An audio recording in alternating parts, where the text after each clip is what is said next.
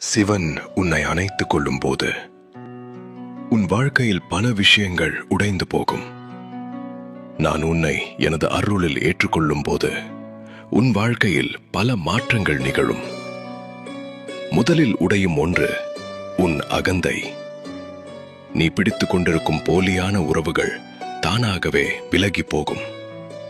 உன் பேராசை, உன் பயம், உன் கட்டுப்பாடற்ற ஆசைகள் ஒன்றொன்றாக கரைந்துவிடும். ஏனெனில் என்னை நாடி வரும்பன் காலியான கைகளுடன் தான் வரவேண்டும்.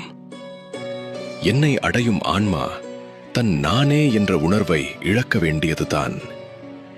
அந்த நேரத்தில் உனக்கு தோன்றலாம், நான் எல்லாவற்றையும் இழந்து கொண்டிருக்கிறேன் என்று. ஆனால் உண்மையில் அதுவே உன் மிகப்பெரிய வெற்றி. நான் உன்னை உலகத்திலிருந்து